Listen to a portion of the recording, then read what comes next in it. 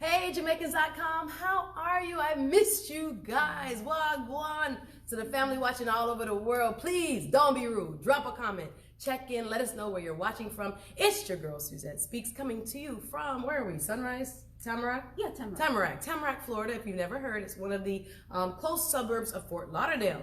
And I'm sitting with another fantastically dynamic woman. You know I like to bring you interesting women who have insight about life. And this woman is no exception. She is what she calls a personal resilience coach. Did you ever hear of that? I had not, but I love it. And she's gonna tell you, you know what, you could tell them what you do. Welcome, Coach Yara. Hey, clap it up. Clap. Hey, make her feel welcome. Drop a comment, like, and share. What's up, Coach Yara? Hey, how you doing? I'm good. Say hello to the people. We got people watching from Canada, England, of course in Jamaica, South Florida, Texas. Hi. What you are? Tell us about where you're from. How about that? Let's represent first. Okay, well, I'm from Haiti. Hey, Haitian sister in the building. Wonderful. Yes. Did you go to New York, New Jersey? Did you take that type of route, or did you come straight to South Florida? Straight to New York when I was 7, of and course. I've been in the States ever since. You know how it goes. The islands love New York. We love the cold first, and then we figure out, okay, then we can go to Florida and thaw out. So cool. So I want you to tell me about what you do and how you help women. Sure. I am, like you said, a personal resilience coach, and I work with women typically 40 years old and older who are now at risk for diabetes. And I help them. Really, the focus is on emotional and stress eating. And because that tends to get overwhelming, I help them create healthy habits, one habit at a time, without the overwhelm. I love it. So the grown-up's supposed to have all the answers, right? The 40 and plus, the grown women in the building, supposed to have it all together. But we know that life is difficult no matter what age or stage you're in. So I'm glad that your target market, really all of us can learn from the women you work with. So you dealt with, or in your practice, you deal with people who are suffering or pre-diabetic or are going to see some issues if they don't change how they eat. Exactly. So we figure out what is causing us, to not eat properly and eat healthy and take care of our bodies. So there's a lot of psychology behind that we're going to talk about today, because you deal with it in terms of diabetes, but it can apply, guys, to any area of your life. Absolutely. And that's what we want to get to today. What do women do, Coach Yara, when we feel a little bit stuck? I don't know about you ladies, but I have been in jobs where I feel stuck. Hello. I've been in relationships. I'm getting your business. Yes. That you feel stuck. I'm in sometimes just a stage of life. Your kids are a little older. If you have children, you are kind of now thinking about, what do I want? You giving it all to your husband. You're giving it all to the community or whatever. Exactly. And now you're looking around like, ooh, let me think about what I want and need. And you don't really have an answer. So what do you do when you're at that stage? Coach Yara, talk to us a little bit about your thoughts about when women enter that new phase of life where they're looking inward instead of outward. Sure, exactly. What I tend to see, the two main things that I tend to see when I speak to the ladies is, one, the whole feeling overwhelmed and realizing that now they are 40-something. All of the health aspects of things start to show up. All of the healthy habits that they've neglected while we were raising our kids, when we were working and doing everything else, just living life. Just being alive. Living life. And now everything's come to a point. And what we feel is a disconnect with ourselves. We feel like we look in the mirror and we no longer even recognize the woman that's looking back at us. Not just physically. Hello, somebody. We all change physically, but emotionally, mentally, you look at yourself and you don't recognize who you are. So what I first like to ask them is, what is the picture? Can you actually see a picture of yourself down the road? What would you like to do? And then work backwards. Wow. So if you can actually see yourself, connect to your purpose, and by doing that, you tend to start recreating yourself, getting back in touch with yourself. And it takes a willingness to do that. Yes. It takes, it's a journey. Yes. That's what I have to say. It is a journey. You have to look deep within. You have to reconnect with the woman that either you feel you've lost, but you haven't actually lost her. She's in there. She's been buried under her life issues and responsibilities, but she's still there. Yeah, she's suppressed. You put her on the back burner. Absolutely. But now it's time to bring her forth.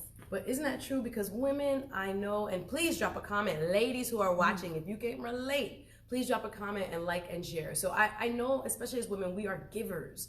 By nature, I would say, like, you have some exceptions, but you have a majority of us kind of are wired, or you could even say conditioned, to give, to put ourselves second and others' needs before ours. So when those needs have been met and you're looking around, and like she said, looking in the mirror and you're wondering, who is this? Where am I? And I've had that literally happen to me, where I kept looking in the mirror. I'm like, people say I'm cute, people say I look good, but I keep looking back in like, I don't see me. And I think even about one of the recent, I say famous women who revealed that they had an issue that they weren't disclosing until now. Congresswoman Ayanna Pressley. I don't know if you guys know her. She is a U.S. representative from up north, in the Northeast.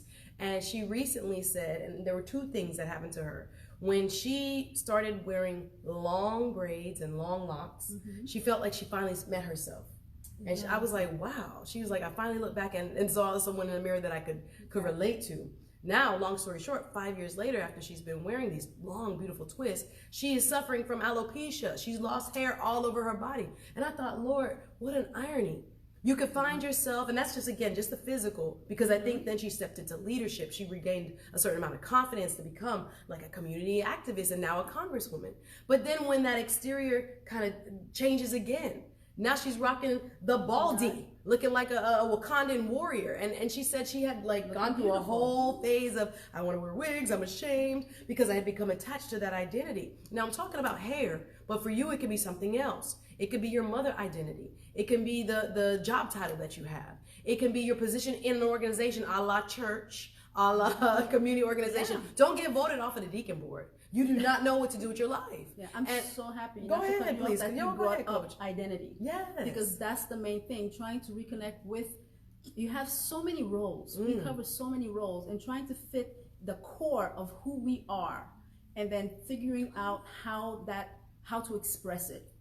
Whether it be, like you said, via a new career, your hobbies that you've completely forgotten about because you've put everything to the side. Absolutely. And I think the main point that we want to leave you guys with, we got to drill down to the core.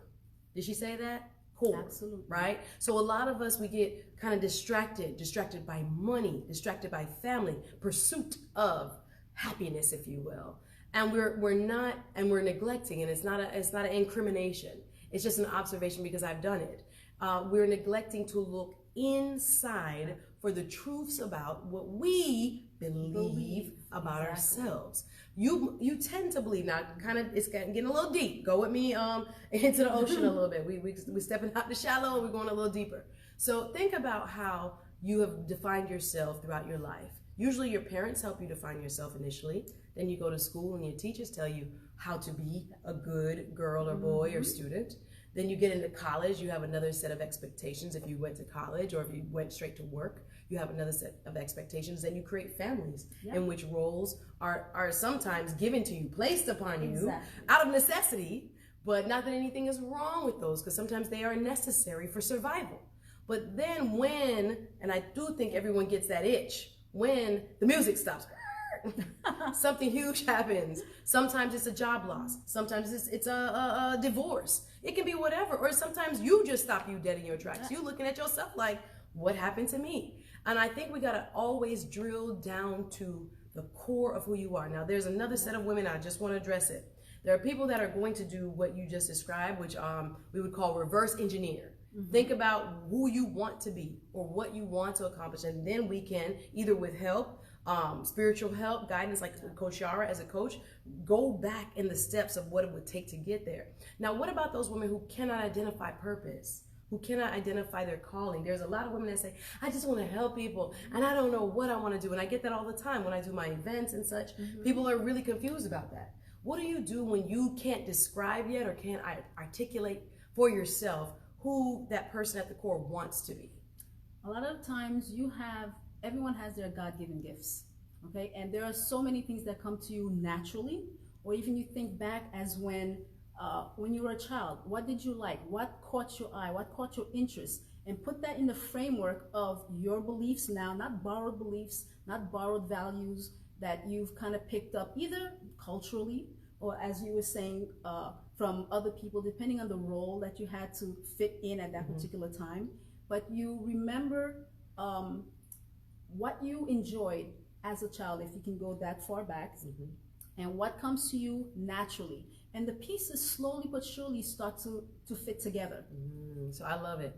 I teach this in a way too, and she has been a phenomenal speaker. You guys book her as a speaker, just FYI, at events that I put on called Speak Women's Empowerment Events. But I love what you said when it talks about what comes naturally to you. Sometimes life causes us to neglect our natural gifts, what people would do whether they were paid or not. Can you remember that? Can you remember a time where you could say, I would just paint, I would just, take photographs.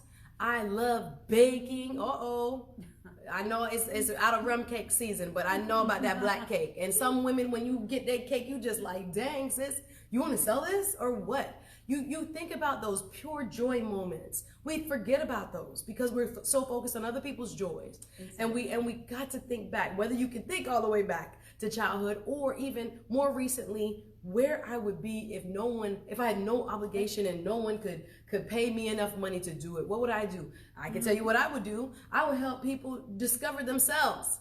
I would do that for free. I do that at the bus stop if no one came and paid me. I love that. When I can help someone reframe how they look at themselves, I'm like, yes, Lord. Restore their power and walk in their power once again. Do you know how that changes their lives, their family lives, the people around them, and what the ripple impact is? I live for that.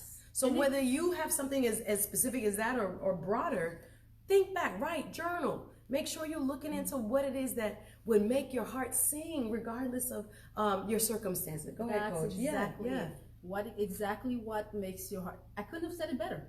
It's true. It's true. I love it because, like I said, we do this work, both she and I. And I'm gonna ask before we sign off for you to tell people how to reach you. I know she does clinical, meetups where people come in and talk. Small group, I should say. She also does one-on-one. And she's available for speaking. So I know there's a lot more to this discussion. We're just gonna whet your appetite for what it is that we're gonna do at a very special day. And I'm gonna plug real quick on April 4th. If you do not have your tickets, I don't know what you're waiting on. The Speak Women's Empowerment Conference, second annual, is coming back April 4th in the city of Miramar, Florida. The tickets are on Eventbrite. This lovely woman will be one of our guest panelists. We'll be talking about everything from what we're talking about here: identity, purpose, empowerment. How do you empower yourself? We're going to be talking about relationships. We're going to be talking about mental health. And I love my panel. I'm going to tell you what your panel is going to be, but my panel is going to be, sis, what's holding you back? I'm going to MC that panel, and baby, we're going to take care of some people that on April 4th, because I don't want you to leave without knowing what is really holding you back. And sometimes we need others to shine the mirror because we can't see, and the excuses and all the other stuff, and changing your story. So, Coach Yara, I'm so glad you came by. Jamaicans.com, show some love. Please like, please comment, please share, and support this beautiful woman. Her link will be in the bio. Tell people where they can reach you. I'm on all platforms: LinkedIn, Facebook, Instagram at Coach Yara. Okay. That's simple. YARAH. Check her out, y'all. Love her, no. See you again soon on a Saturday. You take care. All the best. Suzette Speaks and Coach Yara signing off. Thanks for tuning in.